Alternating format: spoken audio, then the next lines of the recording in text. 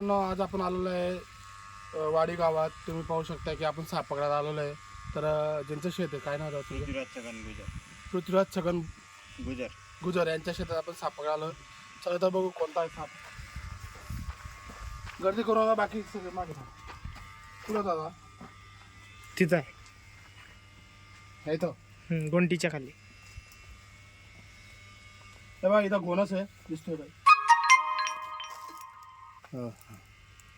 Indian Russell wiper आहे. ते पाहू शकताय की झूम हा भारतामध्ये दुसऱ्या क्रमांकावर लागणारा साप आहे. तुम्ही पाहू शकताय. आपण आता याला काढणार आहोत. बघा,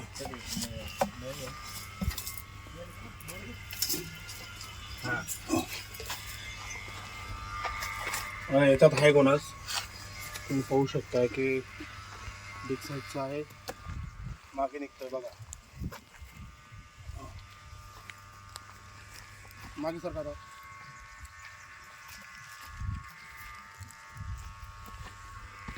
अतिशय सर्वात जास्त विषारी भारतामध्ये आढळून येणारा.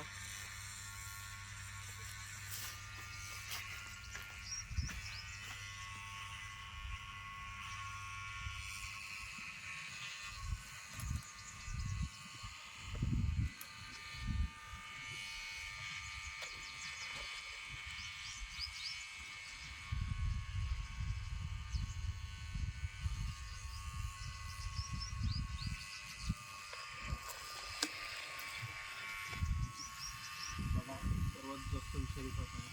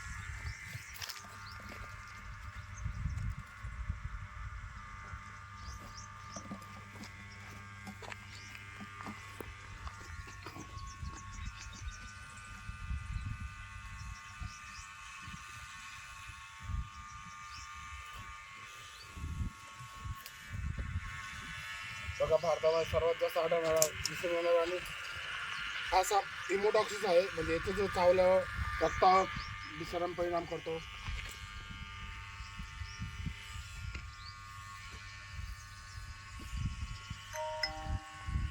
हालचाल नको करू द्या.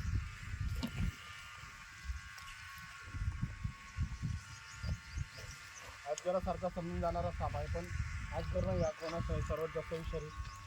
कुकरच्या चिठीसारखा आवाज काढतो असा.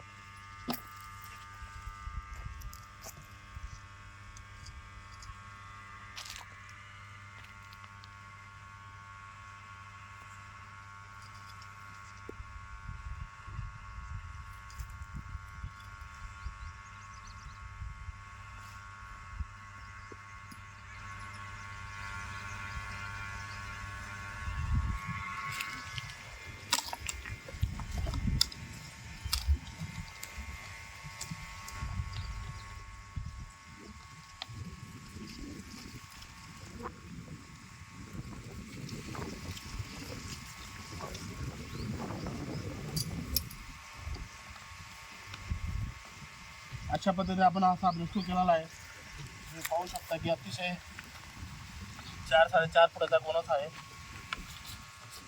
रसल वायपर किंवा बरड किंवा दिवड असेही म्हटले जातात. आपण ज्यांच्या शेतात साप पकडला त्यांची थोडंसं नाव जाणून घेऊ. याबरोबर आता स्टॉप करू. बघा, आपण ज्यांच्या शेतात साप पकडला आहे त्यांचं थोडंसं नाव आणि गाव जाणून घेऊ. दादा, तुमचं नाव काय आहे? पृथ्वीराज छगन गुजर. पृथ्वीराज छगन गुजर. राहणार वाडी बुद्रुक, तालुका शिरपूर, जिल्हा जोडी. वाडी बुद्रुक. परत साप तुम्हाला कसा दिसला? मी चारा घेण्यासाठी आपल्या झोपडीमध्ये गेलो. तेव्हा गोंटी होती ना युरियाची, ती गोंटी काढण्यासाठी गेलो. तेव्हा त्या गोंटीवर तो साप मला आढळून आला बसलेला.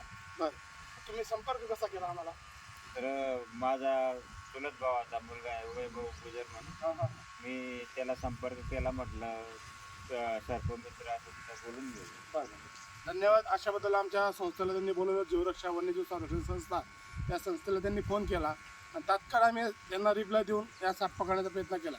साप रेस्क्यू झालेला आहे, त्याला आम्ही जंगलात सोडणार आहे. हा भारतामध्ये सर्वच ठिकाणी आढळून येणारा साप आहे, याला घोणच म्हणतात. अविषारी आहे, याचे दात आहेत 1.5 इंच असतात, पण आज चावल्यानंतर शरीर एकदम सडून टाकतं. इमोटॉक्सिस नावाचा विष असतो याच्यात. तर लोक याला अजगर समजतात, पण अजगर नाही, हा घोणच आहे. याच्या अंगावरचे ठिपके ते रुद्राक्षसारखे ठिपके असतात, आणि याला लोक अजगर समजून पकडण्याचा प्रयत्न करतात आणि लवकर बाईट होतो, म्हणून भारतात दुसरा क्रमांकावर लागला होता. तर अशा पद्धतीने आमच्या चॅनलला सबस्क्राईब करा, लाईक करा. धन्यवाद.